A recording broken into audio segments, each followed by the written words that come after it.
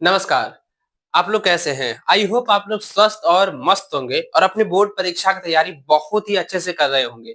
आज की क्लासेस जो है आप सभी बच्चों के लिए बहुत ही महत्वपूर्ण होने वाला है, क्योंकि इस क्लासेस में हम लोग जो है क्लास 11th के, जी हाँ बच्चों, क्लास 11th के बायोलॉजी का चैप्टर 12 पादप में श्वसन के most important VVI objective question देखने वाले हैं, जो कि आपकी एग्जाम्स के लिए बहुत ही महत्वपूर्ण होने वाला है। तो सभी बच्चे इस सेशन में आप लोगों को अंत तक बने रहना है और बताए गए हर एक क्वेश्चन को कॉपी में नोट कर लीजिए और एग्जाम से पहले बच्चों आप इसे रट लीजिएगा, एकदम तैयार कर लीजिए, याद कर लीजिए। साथ ही बच्चों आप नीचे कमेंट में बताएं कि आपकी तैयारी अभी तक कितनी हुई है। अगर आपकी तैयारी अभी भी आधा अधूरी है तो भैया आप जो है क्रैश कोर्स में ज्वाइन हो जाइए। उसके लिए बच्चों आपको जो है प्ले स्टोर पर जाना है, एबीसी कोचिंग एप्लीकेशन को सर्च करना है, उसे आपको जो है अपने मोबाइल में इंस्टॉल कर लेना है, डाउनलोड कर लेना है और आप जो है क्लास 11 के जो है क्रैश कोर्स में ज्वाइन हो जाइए। वहां भी बेहतर बेहतर तैयारी आप लोगों को कराई गई है। साथ ही बच्चों हर एक कंटेंट वहां पे अपलोड करा दी गई है।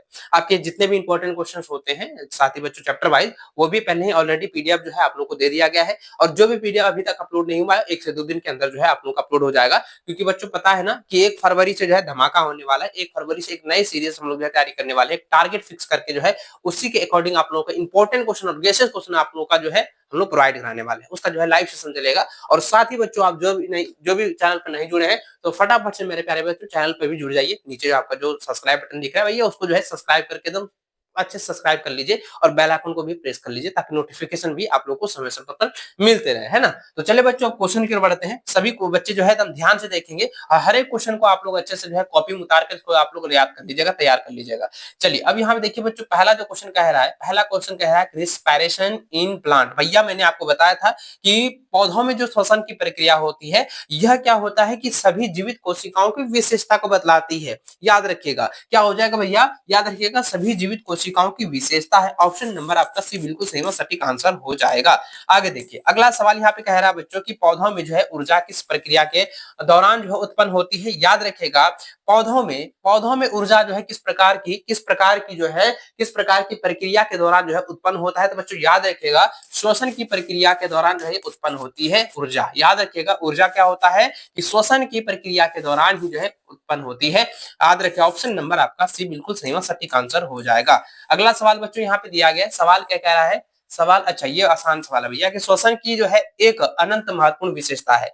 देखिए श्वसन की एक अनंत जो है महत्वपूर्ण विशेषता यह होती है कि वह क्या करती है, ऊर्जा मुक्त करता है। या क्या करती है भैया, ऊर्जा मुक्त करता है भैया। ऑप्शन नंबर आपका ए बिल्कुल सही और सटीक आंसर हो जाएगा। जो भी बच्चे फटाफट से जो है सेशन में जुड़ रहे हैं, आप सभी विद्यार्थी ये करें कि इस सेशन को लाइक और अपने सभी दोस्तों के साथ इसे शेयर भी जरूर करते जाइएगा। चलिए अगला सवाल देखिए बच्चों, दिया गया है, सवाल कह रहा है कि कोशिकीय श्वसन में जो है आणविक ऑक्सीकरण, सॉरी ऑक्सीकरण नहीं, ऑक्सीजन का क्या कार्य है। याद रखिए बच्चों कोशिकीय श्वसन में जो है आणविक जो है ऑक्सीजन का कार्य क्या होता है। बच्चों याद रखिएगा इसमें क्या होता है कि पानी का जो उत्पादन होता है, जो पानी का उत्पादन करने के लिए क्या होता है कि जो कार्बनिक अणु होता है, कार्बनिक अणु के साथ जो है वो हाइड्रोजन के साथ संयोजन करता है। याद रखिएगा बच्चों यानी कि पानी के साथ, पानी का फॉर्मूला H2O। तो यहाँ पे क्या होता है H+O2 इस फॉर्मूले में टूट जाता है ना जी। तो याद रखिएगा पानी का उत्पादन करने के लिए जो है कार्बनिक अणुओं से हाइड्रोजन के साथ जो है संयोजन करना, ये हो जाएगा भैया पानी। ऑप्शन नंबर आपका डी बिल्कुल सही सटीक आंसर हो जाएगा। चलिए नेक्स्ट क्वेश्चन देखिए बच्चों, दिया गया सवाल कह रहा है शुगर से रिलेटेड है ना, शुगर शर्करा से रिलेटेड है, एग्जाम में आएगा, इसको आप लोग अच्छे से टिक कर लीजिएगा। सवाल कह रहा है कि कोशिकीय श्वसन के लिए ऊर्जा के स्रोत के रूप में जो है शर्करा वसा जितनी अच्छी नहीं है, क्योंकि शर्करा क्या होता है, पहला दिया गया टूटने पर जो है विषाक्त अमीनो समूह जो है उत्पन्न करते हैं। दूसरा है अधिक जो है हाइड्रोजन होते हैं। तीसरा कहता है आमतौर पर जो है ग्लाइकोलाइसिस और जो है क्रेब्स चक्र को जो है बाईपास करते हैं। तीसरा है कि कम हाइड्रोजन परमाणु और इलेक्ट्रॉन होते हैं। बिल्कुल राइट आंसर हो जाएगा भैया ऑप्शन नंबर डी इसका बिल्कुल सही आंसर हो जाएगा कि कम हाइड्रोजन और परमाणु और इलेक्ट्रॉन होते हैं। ऑप्शन नंबर आपका डी बिल्कुल राइट आंसर होगा। इसको लॉक कर दिया जाए और आप जो है जीत चुके हैं 750 करोड़। है ना? चलिए इसको आप लोग तैयार कर लीजिए। एप्लीकेशन में जो बच्चे नहीं जुड़े हैं फटाफट से जुड़ जाना, है ना? लिंक जो है आपको डिस्क्रिप्शन में मिल जाएगा। साथ ही बच्चों जो भी प्रॉब्लम होती है, जो भी समस्याएँ होती हैं, जो भी आपके सवाल आ रहे हैं, नीचे जो है कमेंट में फटाफट बताइए कि सर यहाँ पे मेरा जो है कन्फ्यूजन हो रहा है, हमें बता दीजिए। आपका जो है कमेंट का रिप्लाई दे दिया जाएगा, है ना जी? और बाद में अगर आप सेशन देख रहे हैं, फिर भी आप कमेंट कर रहे हैं, तो हम खुद आपका जो है रिप्लाई देंगे, है ना? और व्हाट्सएप नंबर तो आप लोगों को मैंने शेयर किया हुआ है, पर्सनली नंबर शेयर किया हुआ है। जो भी दिक्कतें होती हैं, बेहिचक आप मुझे कॉल करके पूछ सकते हैं, है ना? चलिए आगे बढ़ते हैं बच्चों। अगला सवाल कह रहा है कि किण्वन है। भाई ये बहुत आसान सवाल है। किण्वन क्या है? बताइए किण्वन क्या होता है? किण्वन क्या होता है भैया? याद रखें किण्वन जो होता है वो अवायवीय शोषण होता है। अवायवीय शोषण होता है भैया, अवायवीय शोषण होता है। ऑप्शन नंबर आपका जो है ए बिल्कुल सही व सटीक आंसर हो जाएगा। इसको आप लोग अच्छे से कॉपी में उतार लीजिए और नोट कर लीजिए। इसको तैयार कर लेना एग्जाम से पहले, है ना? चलिए अगला सवाल कह रहा है बच्चों, सवाल कह रहा है कि सार्वजनिक शोषण क्रिया वाला उत्तक है। सार्वधिक शोषण करने वाला यानी सार्वधिक शोषण क्रिया वाला उत्तक है। भैया इन्होंने बताए थे बहुत सारा बैलेंस है क्या? क्या लिख रहा है कि सर इसका आंसर मुझे उतारने में थोड़ा दिक्कत होता है, आप थोड़ा स्पीड से पढ़ाते हैं, थोड़ा स्लो कीजिए। ना बच्चा आप स्लो नहीं करेंगे, थोड़ा स्पीड में नहीं चलेंगे। चलिए आप इसको आप फटाफट से स्क्रीनशॉट, इसका पीडीएफ हम भेज देंगे, ठीक है? पीडीएफ व्हाट्सएप पर भी हम शेयर कर देंगे। साथ ही बच्चों टेलीग्राम पर नहीं जुड़े हैं, व्हाट्सएप चैनल पर नहीं जुड़े हैं, तो व्हाट्सएप चैनल पर जुड़ जाना, है ना? व्हाट्सएप चैनल पर आप लोग जो है जरूर जुड़ जाइएगा क्लास 11th वाली क्लास में, ठीक है? चलिए अब यहाँ पे देखिए बच्चों सवाल क्या है? सवाल है क्या है कि सर्वाधिक शोषण क्रिया वाला उत्तक है। तो बच्चों याद रखिएगा मेरिस्टेम, ऑप्शन नंबर आपका ए बिल्कुल सही व सटीक आंसर होगा। मेरिस्टेम क्या होता है? ये सर्वाधिक शोषण क्रिया वाला जो है उत्तक है। ऑप्शन नंबर आपका ए बिल्कुल सही व सटीक आंसर हो जाएगा। चलिए अगला सवाल कह रहा है कि protein is use as respiratory substrate only when, यानी कह रहा है कि प्रोटीन का उपयोग श्वसन सबस्ट्रेट के रूप में तभी किया जाता है जब, तभी किया जाता है जब क्या होता है भैया? जल्दी जल्दी बताइए, जल्दी जल्दी बताइए, जल्दी जल्दी बताइए क्या होता है? कार्बोहाइड्रेट अनुपस्थित होता है, वसा अनुपस्थित होता है, कार्बोहाइड्रेट और वसा दोनों समाप्त हो जाते हैं, और चौथा कह रहा है वसा और कार्बोहाइड्रेट प्रचुर मात्रा में होते हैं। तो बच्चों याद रखना इसका सही आंसर हो जाएगा कि प्रोटीन का उपयोग जो है श्वसन सबस्ट्रेट के रूप में जो है तभी किया जाता है जब कार्बोहाइड्रेट और वसा दोनों क्या होते हैं? समाप्त हो जाते हैं। कार्बोहाइड्रेट और वसा दोनों क्या हो जाते हैं? समाप्त हो जाते हैं। ऑप्शन नंबर आपका सी बिल्कुल सही व सटीक आंसर होगा। यहाँ तक क्लियर है? यहाँ तक क्लियर है? जो भी बच्चे अभी एप्लीकेशन में जो है लाइव देख रहे हैं, आप लोगों का कमेंट आ रहा है कि सर मजा आ रहा है, और जल्दी से जल्दी सर सिलेबस को कंप्लीट कीजिए। 2 दिन में कंप्लीट, 2 दिन में कंप्लीट, क्योंकि 1 फरवरी से भाई धमाका होने वाला है। 1 फरवरी से बच्चों धमाका होने वाला है ना जी? धमाका होने वाला है, इसलिए जो है टेंशन मत लीजिए। हम मेरे ऊपर आप विश्वास किए हैं ना जी? आपका सिलेबस जो है 30, मतलब आज ही हमको लग रहा है कि ये सारा सेशन डाल देंगे हम। एप्लीकेशन में सारा सेशन ही डाल देंगे, टेंशन मत लीजिए, है ना? चलिए ऑप्शन नंबर सी इसका बिल्कुल सही व सटीक आंसर होगा। इसको आप लोग अच्छे से याद कर लेंगे, अच्छे से तैयार कर लेंगे, बिल्कुल राइट। चलो आगे बढ़े, चलो आगे बढ़ते हैं। चलिए नेक्स्ट क्वेश्चन देखिए बच्चों क्या है? अगला सवाल क्या है? अगला सवाल आपकी स्क्रीन पर देखिए। 9 नंबर सवाल कह रहा है रिस्पिरेशन इज एन, यानी कह रहा है कि श्वसन एक है। तो श्वसन जो है वो क्या है बच्चों? याद रखिएगा एक्सोथर्मिक, याद रखिए एक्सोथर्मिक प्रक्रिया है। ऑप्शन नंबर आपका जो है बी बिल्कुल सही व सटीक आंसर हो जाएगा। Option number B right answer हो जाएगा। चलिए आगे बढ़े। अगला सवाल यहाँ पे कह रहा है बच्चों, सवाल कह रहा है कि श्वसन की दर और जो है आईक्यू आर क्यू, याद रखिएगा श्वसन की दर और आर क्यू मापने का उपकरण है। तो मापने का उपकरण को कहा जाता है बच्चों, याद रखिएगा, कहा जाता है रेस्पिरो, याद रखिएगा रेस्पिरो या रेस्पिरोमीटर, याद रखिएगा रेस्पिरोमीटर। ऑप्शन नंबर आपका ना सी बिल्कुल सही व सटीक आंसर हो जाएगा। आगे बढ़े नेक्स्ट क्वेश्चन देखिए बच्चों, कह रहा है 11 नहीं 11 नंबर होगा, हाँ 11 नंबर सवाल है ना। 11 नंबर सवाल कह रहा है कि श्वसन में जो है पायरुविक अम्ल होते हैं। तो श्वसन की प्रक्रिया में याद रखिएगा बच्चों, श्वसन की प्रक्रिया में जो है पायरुविक जो एसिड होता है, पायरुविक जो एसिड होता है उसका क्या कार्य है? ये तो हम तो पहले ही बता चुके हैं, ये पहले ही बता चुके हैं, बहुत ही आसान है, बहुत ही आसान है। याद रखिए बच्चों यहाँ पे क्या कहता है कि इंड प्रोडक्ट ऑफ जो है क्या हो जाएगा? ग्लाइकोलाइसिस, याद रखिएगा end product of glycolysis. Option number आपका ना बी बिल्कुल सही व सटीक आंसर हो जाएगा। याद रखेंगे इसको, आप लोग अच्छे से याद रखिएगा। अंतिम उत्पाद है शायद, है ना? अंतिम उत्पाद है ना, ये क्या हो जाएगा? ग्लाइकोलाइसिस का एक अंतिम उत्पाद है। जल्दी जल्दी आगे बढ़े।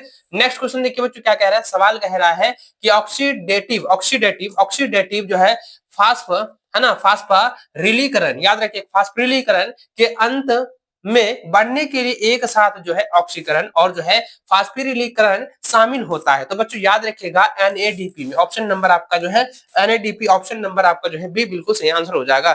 एनएडीपी इसका बिल्कुल राइट आंसर हो जाएगा, है ना जी?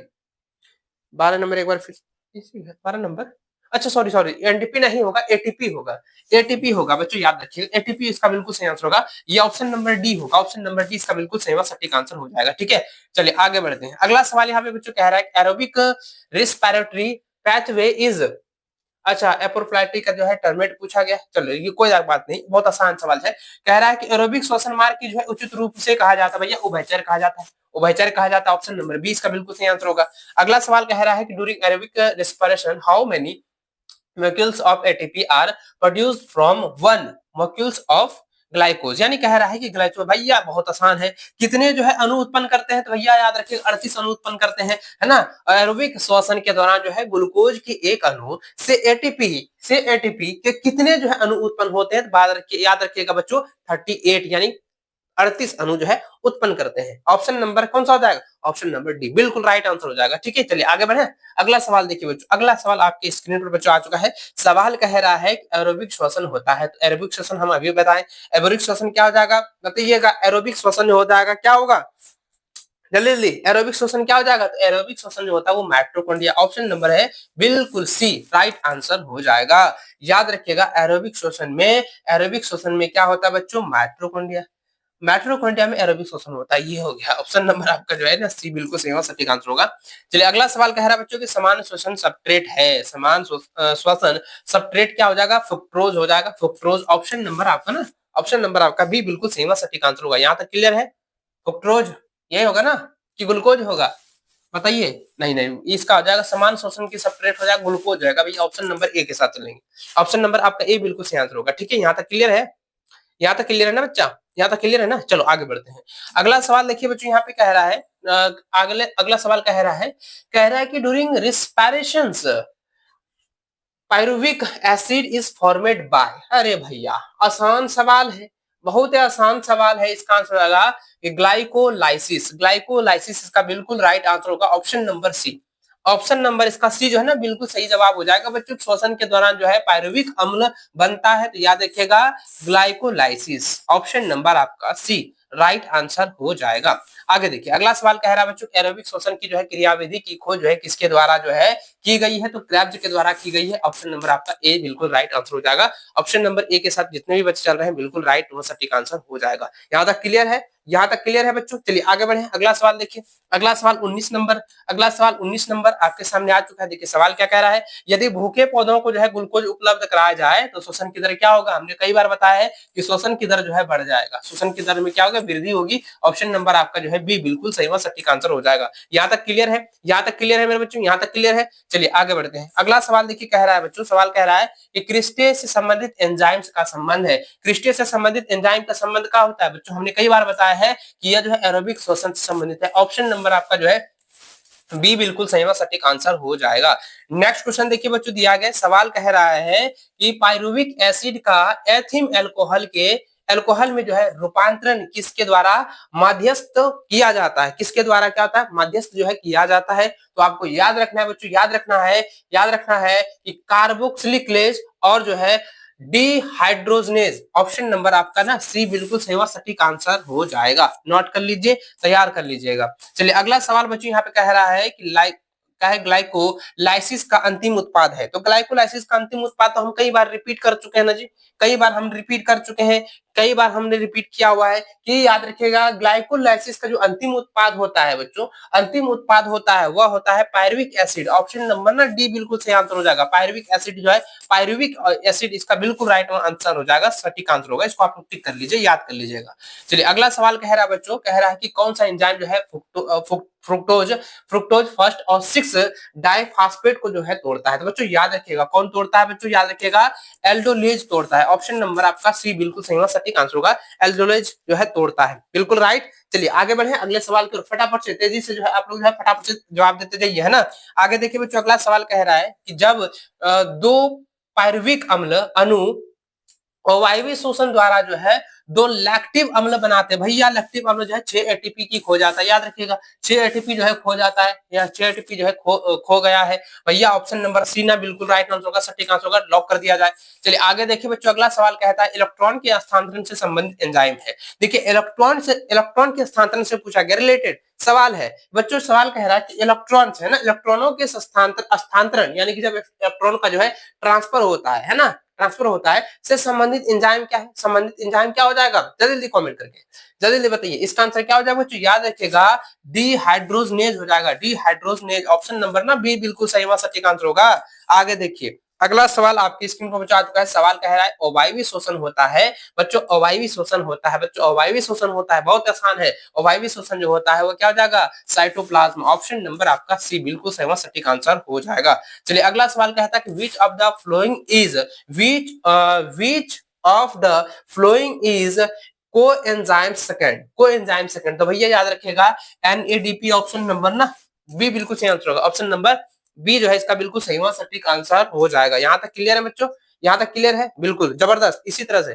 सर आज थोड़ा रफ्तार से पढ़ा रहे हैं सर, सर कहीं भोज शादी में, अरे आप लोग तो शादी में अटकल लगे हुए हैं, बताओ। चलिए एक बच्चा लिख रहा है, सर मैं आपको जानती हूँ, मेरी जो भाभी है वो आपकी पहले गर्लफ्रेंड थी। हैं? ये कौन है? ये गलत बात, ऐसा नहीं करो, गलत बात गलत बात। चलो आगे देखो, अगला सवाल देखो, वो सब बात छोड़ो, यहाँ पे आके पढ़ो भाई, ठीक है। देखो अगला सवाल क्या है, निम्नलिखित में से कौन सा जो है कोई एंजाइम्स है, तो बच्चों याद रखिएगा NADP। ऑप्शन नंबर बी बिल्कुल सही आंसर हो जाएगा। चलिए अगला सवाल कह रहा है कि excess of ATP inhibits the enzyme. सवाल क्या कह रहा है बच्चों, यहाँ पे कह रहा है इनहैबिट्स द एंजाइम, एटीपी का जो है इनहैबिट एंजाइम्स पूछा गया है। भैया कहाँ चला गया, तो इसका आंसर क्या हो जाएगा, जल्दी जल्दी बताइए। एटीपी की जो है अधिकता एंजाइम्स को रोकती है, बताइए, एंजाइम्स को रोकती है, तेजी से बताइए, तेजी से।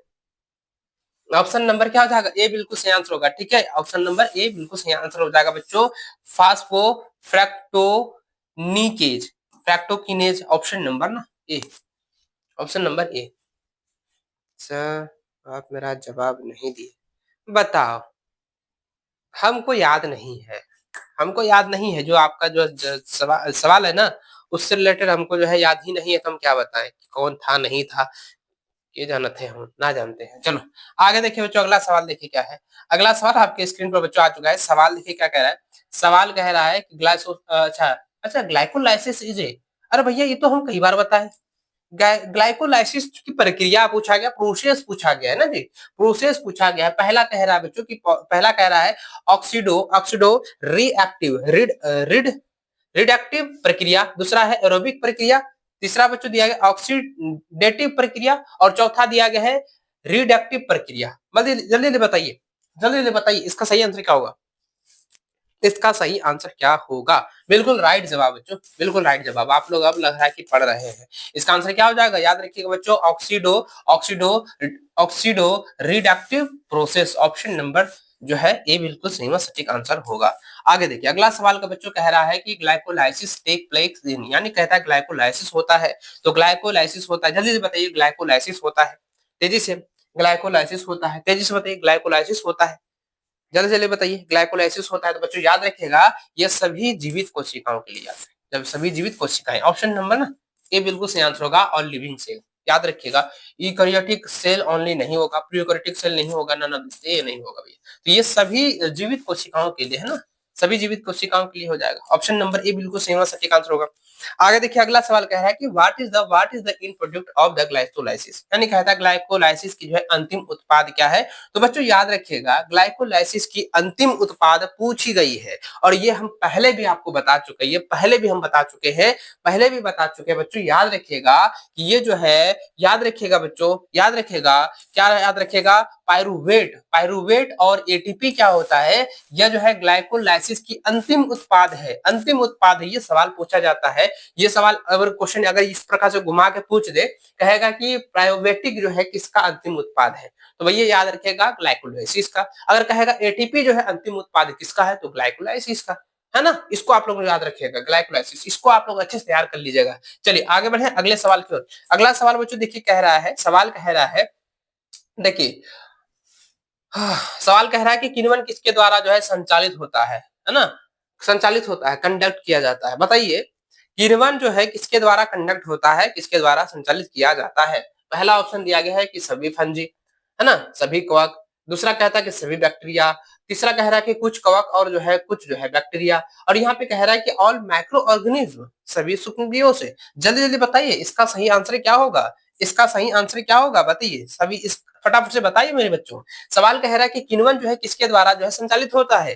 किण्वन किसके द्वारा बच्चों संचालित होता है? संचालित किनके द्वारा होता है? तो याद रखिएगा बच्चों, याद रखिएगा, कुछ जो है फंजी के द्वारा होता है यानी कवक के द्वारा है, और कुछ जो है बैक्टीरिया के द्वारा भी होता है। तो भैया option number C is the best answer for this question, है ना। चलिए इसको आप लोग नोट कर लीजिए, अच्छे से तैयार कर लीजिए। आगे देखिए अगला सवाल जो है क्या है, अगला सवाल आपके स्क्रीन पर आ चुका है। सवाल कह रहा है कि पायरुविक अम्ल से जो है एसिटाइल COA का निर्माण इसी का परिणाम है, इसी का परिणाम है। तो भैया किसका परिणाम है? किसका परिणाम है भैया? बिल्कुल, देखो इसका सही आंसर क्या होगा? बच्चा बड़ा होशियार है लेकिन क्या बोले अब।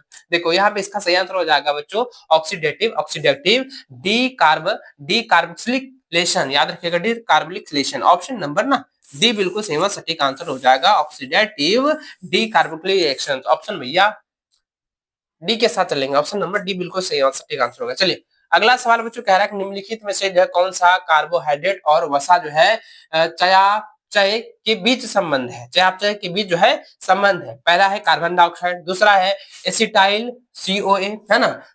तीसरा दिया गया है कि पारुविक एसिड, और चौथा दिया गया बच्चों साइट्रिक एसिड। जल्दी से बताइए इसका सही आंसर क्या हो जाएगा? इसका सही आंसर क्या होगा? जल्दी से बताइए। बिल्कुल बिल्कुल बिल्कुल बिल्कुल राइट राइट राइट। क्या हो जाएगा? एसिटाइल। अभी हम खुद पढ़े, अभी हम लोग जो है यहाँ पे पढ़े हैं एसिटाइक एसिड के बारे में, है ना। बच्चों याद रखिएगा निम्नलिखित में से कौन सा जो है कार्बोहाइड्रेट और वसा चयापचय के बीच जो है संबंध होता है? तो याद रखिए एसिटाइल यानी COA। चलिए इसको आप लोग नोट कर लीजिए, इसको तैयार कर लीजिएगा। आगे देखिए अगला सवाल कह रहा है बच्चों, अगला सवाल कह रहा है, कहता है एरोबिक श्वसन में जो है पायरुविक अम्ल के एक अणु के ऑक्सीकरण के परिणाम स्वरूप बनता है। याद रखिए ऑक्सीकरण के परिणाम स्वरूप जो है बनता है। पहला है 36 ATP अणु, दूसरा है 38 ATP अणु, तीसरा है बच्चों 3 ATP अणु, और चौथा है 15 ATP अणु। हाइट हमने पढ़ा है, अभी हम तुरंत जस्ट बताए बच्चा, अभी हम तुरंत बताए हैं, अभी तुरंत हम बताए हैं, तुरंत हम बताए हैं। देखिए याद रखिएगा एरोबिक श्वसन की जो है, एरोबिक श्वसन में जो है पायरुविक, याद रखिएगा पायरुविक अम्ल के जो है एक अणु के ऑक्सीकरण के परिणाम स्वरूप जो है 15 गो ATP अणु बनता है, 15 गो ATP अणु बनता है। याद रखेंगे 15 गो ATP अणु बनता है ना। ऑप्शन नंबर डी बिल्कुल सही व सटीक आंसर हो जाएगा। यहाँ तक क्लियर? चलिए आगे बढ़ते हैं। अगला सवाल देखिए 36 नंबर कह रहा है बच्चों, 36 नंबर सवाल कह रहा है एंजाइम साइटोक्रोम ऑक्सीडेज को रोका जा सकता है। बताइए पहला दिया गया है कि क्या है आयोडोन, अच्छा आयोडोसिटेट, अच्छा आयोडोसिटेट है। फिर उसके बाद जो है एजाइडेड, अच्छा ये है ना, ठीक ठीक। क्या हो जाएगा? एजाइड्स, एजाइड्स और जो है सनाइड्स, है ना, साइनाइड्स हो जाएगा, एजाइड्स और सनाइड्स, ठीक। और तीसरा कह रहा है कि ओलिगोमाइसिन, ठीक है, ओलिगोमाइसिन। और चौथा दिया गया है डिनिट्रोफेनोज, फेनोल। ये भैया हमको थोड़ा सा कंफ्यूज लग रहा है ऑप्शन में। सवाल कह रहा है कि एंजाइम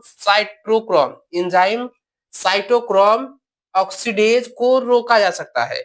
इसको रोका जा सकता है, जब इसको रोकेगा तो भैया इसमें तो अपने यहाँ पे ऐसे होगा, इसमें ये हो जाएगा सन, अच्छा साइनाइड्स, और साइनाइड्स भी आता है इसमें, और एजाइड्स भी आता है, एजाइड्स और सनाइड्स, ये बिल्कुल दोनों हो जाएगा। ऑप्शन नंबर ना बी के साथ चलेंगे, ऑप्शन नंबर 20 का बिल्कुल सही सटीक आंसर होगा। चलिए आगे बढ़ते हैं अगले सवाल की ओर। अगला सवाल कह रहा है बच्चों, सवाल कह रहा है कि पायरुवेट, याद रखिएगा सवाल कह रहा है कि पायरुवेट के एरोबिक ऑक्सीकरण के लिए आवश्यक ऑक्सीजन परमाणुओं की संख्या है। बताइए, ये तो लॉलीपॉप सवाल ना है, बहुत आसान सवाल छोनी, बहुत आसान सवाल छोनी, बहुत आसान है।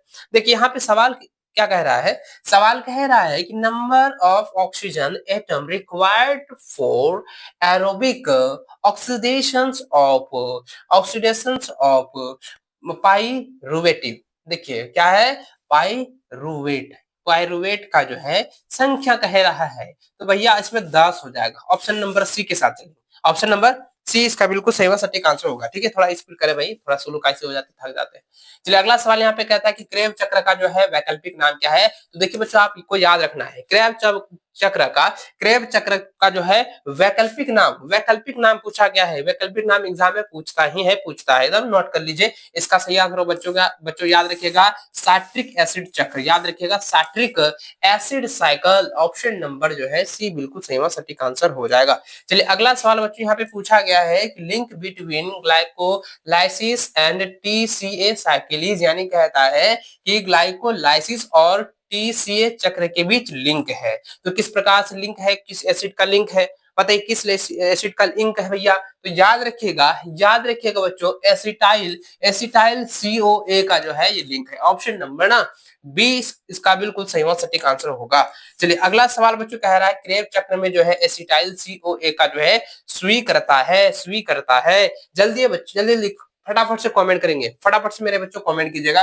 सवाल कहता है कि क्रेब चक्र में जो है एसिटाइल CoA का जो है स्वीकारता है। तो बच्चों इसका नोट कर लीजिए, याद कर लीजिएगा बच्चों, क्या हो जाएगा ऑक्सालो एसिटिक एसिड, याद रखें oxalo acetic acid. Option number ना डी बिल्कुल सही और सटीक आंसर हो जाएगा। Oxalo acetic acid option number D बिल्कुल राइट आंसर होगा। चलिए आगे बढ़ते बच्चों अगले सवाल की ओर। अगला सवाल यहाँ पे कह रहा है, कहता है कि ऑक्सीडेटिव फास्फोरिलीकरण के दौरान जो है निम्नलिखित में से एटीपी गठन के लिए किस के लिए ऊर्जा प्रदान करता है। क्या CoA है ना, एसिटाइल CoA, या जो है एन NADPH, प्रोटीन का जो है प्रोटीन का PHMS में प्रवाह, यानी कि अरे याद रखिए PMS में प्रवाह, और ये क्या है NADP है, और ये क्या है इस है ना, ये है CoA और यहाँ पे पायरुविक एसिड। जल्दी बताइए कौन सा हो जाएगा, कौन सा सही आंसर होगा। सवाल क्या कह रहा है कि ऑक्सीडेटिव फास्फोरिलीकरण के दौरान जो है निम्नलिखित में से एसिटिव गठन के लिए है ना, या एटीपी एटीपी गठन के लिए जो है ऊर्जा प्रदान करता है। तो बच्चों याद रखिएगा प्रोटीन का PMS में प्रभाव। ऑप्शन नंबर सी बिल्कुल सही आंसर होगा। ऑप्शन नंबर सी के साथ कितने बच्चे चल रहे हैं, ऑप्शन नंबर सी इसका बिल्कुल राइट आंसर होगा। चलिए आगे बढ़े। अगला सवाल देखिए बच्चों, आपका 42वां नंबर सवाल कह रहा है कि what is energy coin of a cell. भैया बहुत आसान है एकदम आसान सवाल है, बहुत इजी सवाल है कि एटीपी इसका बिल्कुल सही आंसर हो जाएगा। यानी कि कोशिका का ऊर्जा से का किसे कहा गया, ऊर्जा से का पावर हाउस माइटोकॉन्ड्रिया, उससे रिलेटेड एटीपी है ना, एटीपी बिल्कुल राइट आंसर होगा। यहाँ पे कहता है what is energy coin of the cell, तो भैया एटीपी होगा। ऑप्शन नंबर सी बिल्कुल सही आंसर होगा। चलिए अगला सवाल कह रहा है बच्चों, सवाल कह रहा है कि पायरुवेट है ना, पायरुवेट डिहाइड्रोनेज है ना कॉम्प्लेक्स का उपयोग परिवर्तन करने में किया जाता है। जल्दी बताइए इसका सही आंसर क्या हो जाएगा। याद रखिएगा बच्चों, यहाँ पे याद रखिएगा क्या होता है कि पायरुवेट टू जो है, अरे भैया ये तो हम पिछले सेशन में बताए थे यार, रिपीट नहीं हो रहा है। सवाल कह रहा है बच्चों की पायरुवेट डिहाइड्रोजनेज कॉम्प्लेक्स का उपयोग जो है परिवर्तन करने के लिए किया जाता है। तो याद रखिएगा बच्चों इसका सही आंसर हो जाएगा पायरुवेट से जो है ना, पायरुवेट से जो है क्या हो जाता है एसिटाइल CoA में परिवर्तित करने के क्रम में किया जाता है। ऑप्शन नंबर आपका जो है डी बिल्कुल सही और सटीक आंसर होगा। ऑप्शन नंबर डी के साथ जितने बच्चे चल रहे हैं बिल्कुल राइट होगा। चलिए अगला सवाल देखिए, आपका 44 नंबर क्या कह रहा है। 44 नंबर क्या कह रहा है कि सवाल कह रहा है कि ऑक्सीडेटिव फास्फोरिलीकरण की प्रक्रिया होती है। बताइए, बहुत ही जबरदस्त सवाल है भैया, बहुत ही जबरदस्त सवाल है, एकदम तेजी से बच्चों बताइए। सवाल कह रहा है बच्चों कि ऑक्सीडेटिव जो है फास्फोरिलीकरण की प्रक्रिया होती है। पहला दिया है माइटोकॉन्ड्रिया, दूसरा दिया गया क्लोरोप्लास्ट, तीसरा बच्चों राइबोसोम और चौथा दिया गया है साइटोप्लाज्म। तो बच्चों इसका सही आंसर क्या होगा, इसका सही आंसर हो जाएगा बच्चों माइटोकॉन्ड्रिया। ऑप्शन नंबर ए इसका बिल्कुल सही और सटीक आंसर होगा। अगला सवाल बच्चों कहता है हाउ मेनी एटीपी। अरे भैया बहुत आसान सवाल, कहता है ग्लूकोज के एक अणु में जो है एरोबिक ऑक्सीकरण से कितने एटीपी जो है अणु उत्पन्न होते हैं। कितने एटीपी अणु उत्पन्न होते हैं भैया, कितने, हम पहले ही बताते 38 होता है, 38 होता है। ऑप्शन नंबर सी बिल्कुल सही और सटीक आंसर होगा। ये क्वेश्चन फिर से रिपीट हुआ, लेकिन क्वेश्चन का पूछने का तरीका कुछ अलग है, नहीं रिपीट है। चलिए अगला सवाल कह रहा है बच्चों, श्वसन में जो है सबसे अधिक मात्रा में ऊर्जा उत्पन्न होती है। तो श्वसन में सबसे अधिक मात्रा में ऊर्जा उत्पन्न होती है। पहला क्या दिया है? पहला दिया है अवायवीय श्वसन, है ना। दूसरा दिया गया है क्रेब्स चक्र, क्रेब्स साइकिल, और तीसरा दिया गया कि ग्लाइकोलाइसिस, और चौथा है इनमें से कोई नहीं, यानी इनमें उपयुक्त में से कोई नहीं। बताइए इनमें से कोई नहीं। इसका सही आंसर क्या हो जाएगा? इसका सही और सटीक आंसर बताइए, तेजी से बताइए बच्चों। इसका सही आंसर हो जाएगा बच्चों, ये हो जाएगा क्रेब्स साइकिल, ऑप्शन नंबर आपका बी इसका बिल्कुल सही और सटीक आंसर हो जाएगा। नेक्स्ट क्वेश्चन आपके स्क्रीन पर बच्चों आ चुका है। सवाल कह रहा है कि निम्नलिखित में से जो है कौन क्रेब चक्र का मध्यवर्ती नहीं है? जल्दी जल्दी बताइएगा, निम्नलिखित में से जो है कौन क्रेब्स चक्र का मध्यवर्ती नहीं है? पहला है एसिटिक एसिड, दूसरा है बच्चों, दूसरा कह रहा है सिक्निल को एंजाइम्स ए, और तीसरा दिया गया है मौलिक एसिड, मैलिक एसिड, और चौथा दिया गया है साइट्रिक एसिड। जल्दी जल्दी बताइए क्या हो जाएगा, जल्दी बताइए इसका सही आंसर क्या होगा? बिल्कुल, चलो बिल्कुल सही जवाब, बिल्कुल सही जवाब बच्चों, याद रखिएगा सिल्कनील, सिल्कनील जो है को एंजाइम्स ए हो जाएगा। Option number A sorry B बिल्कुल सही आंसर होगा। आगे देखिए अगला सवाल कह रहा है बच्चों, सवाल कह रहा है कि इलेक्ट्रॉन परिवहन प्रणाली में इलेक्ट्रॉनों के स्थानांतरित करने वाला वाहक होता है। तो भाई आसान ना है, वाहक कौन होता है हमने बताए थे, पहले ही बता चुके थे ना, पहले ही बता चुके थे कि नहीं बताए थे? पहले ही बता चुके थे ना।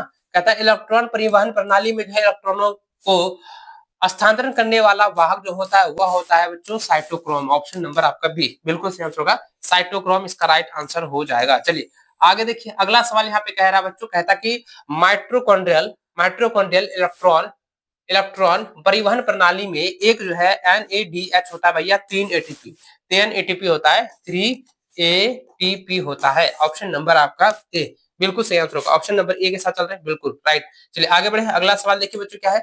अगला सवाल कह रहा है कि which one of the not correct about Krebs cycle, Krebs चक्र के बारे में कौन सा जो है कथन गलत है, कौन सा कथन जो है वो गलत है, गलत कह रहा है। तो देखिए पहला यहाँ पे जो कथन दे रहा है, पहला एक कथन कह रहा है कि इसे जो है सैक्ट्रिक एसिड चक्र भी कहा जाता है। बताइए इसे सैक्ट्रिक एसिड भी चक्र कहा जाता है? ये तो भाई बिल्कुल सही है, क्योंकि जो है इसे जो है सैक्ट्रिक एसिड चक्र भी कहा जाता है ना। याद रखिएगा बच्चों, क्रेब्स चक्र को सैक्ट्रिक एसिड चक्र भी कहा जाता है। ये बिल्कुल सही कथन है, बिल्कुल जो है सही कथन है। दूसरा क्या है कि मध्यवर्ती यौगिक जो है ग्लाइकोलाइसिस को जोड़ता है क्रेब्स चक्र के मौलिक एसिड है, ये गलत कथन है। तीसरा क्या यह माइटोकॉन्ड्रिया में होता है, ये बिल्कुल सही है। यह 6 कार्बन यौगिक से शुरू होता है, बिल्कुल सही है। तो कह रहा था गलत कथन, यानी कि सही नहीं है। तो ऑप्शन नंबर 20 का राइट आंसर होगा, ये जो है कथन जो है गलत है, कथन गलत बता रहा है ना। ठीक है, याद क्लियर। चलिए 51 नंबर देखें, 51 नंबर सवाल क्या कह रहा है बच्चों, सवाल कह रहा है कि एक क्रेब्स चक्र के दौरान जारी कार्बन डाइऑक्साइड अणुओं की संख्या होती है, कितने होती है बच्चों? याद रखिएगा 3 होता है, 3 होता है। ऑप्शन नंबर आपका सी बिल्कुल सही व सटीक आंसर होगा। अगला सवाल देखिए 52 नंबर कह रहा है कि इलेक्ट्रॉन परिवहन प्रणाली यानी कि ईटीएस है ना, ईटीएस में निम्नलिखित में से जो है कौन सा साइटोक्रोम ऑक्सीजन के साथ प्रतिक्रिया करता है। तो बच्चों याद रखिएगा CYTA3 हो जाएगा। ये ऑप्शन नंबर बी में दिया गया है, ऑप्शन नंबर बी ही बिल्कुल सही सटीक आंसर हो जाएगा। यहाँ तक क्लियर है, यहाँ तक क्लियर है बच्चों। आगे देखिए अगला सवाल आपकी स्क्रीन पर बच्चों आ चुका है। सवाल कहता है how many ATPs are produce in Krebs cycle. भैया हम 24 एटीपी होता है, ये तो कौन नहीं जानता है। ऑप्शन नंबर बी हो जाएगा, ऑप्शन नंबर बी हो जाएगा। बच्चा वाला सवाल है, बहुत ही आसान है।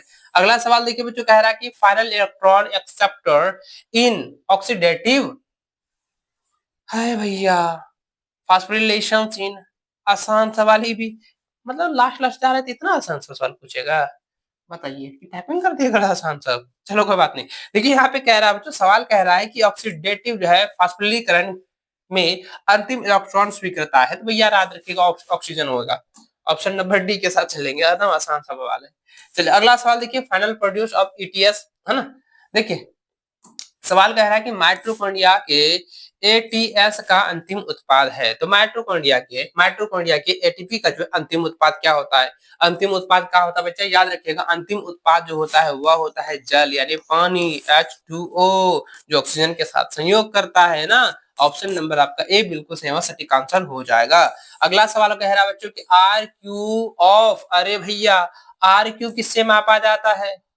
हैं अभी हम बताए थे शुरुआत में, यहाँ पे फिर वही सवाल कह रहा है कि पीसम सैटिवम के अनुकुरित बीज का आर क्यू है। बताइए, अंकुरित कह रहा है, अंकुरित बीज का आर क्यू क्या है? जल्दी जल्दी बताइए क्या हो जाएगा। तो बच्चों याद रखिएगा, इकाई से कम होता है, यूनिट से कम होता है, याद रखिएगा, यूनिटी से जो है कम होता है ना जी। ऑप्शन नंबर आपका सी बिल्कुल सही सटीक आंसर हो जाएगा। आगे देखिए अगला सवाल कहता है बच्चों, अगला सवाल कह रहा है, कहता है कि रिसेल जेरोफाइट में आर क्यू की मात्रा एक से कम होने के कारण, एक से कम होने का कारण क्या है? पूर्ण ऑक्सीकरण, दूसरा है अपूर्ण ऑक्सीकरण, तीसरा है अपूर्ण जो है अवकरण, और चौथा दिया गया है पूर्ण अवकरण। तो बच्चों फटाफट से बताइए इसका सही आंसर क्या होगा, तेजी से बताइए। इसका सही आंसर हो जाएगा बच्चों अपूर्ण ऑक्सीकरण। याद रखिए अपूर्ण ऑक्सीकरण, ऑप्शन नंबर आपका बी इसका बिल्कुल सही सटीक आंसर हो जाएगा। चलिए अगला सवाल कह रहा है बच्चों सामान्य श्वसन सब्सट्रेट है। सामान्य श्वसन सब्सट्रेट, सामान्य श्वसन जो है सब्सट्रेट क्या हो जाएगा? जल्दी बताइए, सामान्य श्वसन सब्सट्रेट, तेजी से, सामान्य श्वसन सब्सट्रेट बताइए। पहला ऑप्शन है ग्लूकोज, दूसरा है फ्रुक्टोज, तीसरा है बच्चों सुक्रोज, और चौथा है बच्चों वसा। चौथा है वसा, फटाफट से बताइए इसका सही आंसर क्या होगा। अरे भैया जल्दी जल्दी बताओ, ग्लूकोज ना होगा, सामान्य श्वसन सब्सट्रेट क्या होगा? ग्लूकोज होगा। हम अभी पढ़े, शुरुआत में ही बताए थे ना, शुरुआत में ही क्वेश्चन आया था। चलिए अगला सवाल देखिए बच्चों, कहता है कि अमीनो एसिड के संश्लेषण में कौन सा मध्यवर्ती जो है यौगिक जो है शामिल है? मध्यवर्ती जो है यौगिक शामिल है। पहला यहाँ पे कह रहा है alpha alpha keto glutaric acid, याद रखिए alpha keto glutaric acid, option number आपका सी बिल्कुल सही आंसर हो जाएगा। ठीक है, चलिए आगे बढ़िए। अगला सवाल कह रहा है बच्चों, निम्नलिखित में से कौन सा जो है 4 कार्बन यौगिक है? बताइए निम्नलिखित में से कौन सा जो है 4 कार्बन जो है, 4 कार्बन जो है यौगिक है? फटाफट से बताइए। पहला दिया गया बच्चों ऑक्सीलो लो एसिटिक एसिड, और दूसरा दिया है साइट्रिक एसिड, तीसरा बच्चों यहाँ पे दिया है फास्फोग्लिसरिक एसिड, और चौथा दिया गया है फास्फो फास्फोइनॉल पायरुवेट। जल्दी से बताइए इसका सही आंसर क्या होगा, सही आंसर क्या होगा, जल्दी से बताइए। सही आंसर हो जाएगा बच्चों ऑप्शन नंबर आपका ए, बिल्कुल सही सटीक आंसर होगा। तो इस चैप्टर में जितने भी क्वेश्चन बताए हैं उन सभी को आप लोग कॉपी में नोट कर लीजिए, तैयार कर लीजिएगा। तो चलिए बच्चों नेक्स्ट क्लास में मिलते हैं, तब तक जय हिंद, वंदे मातरम।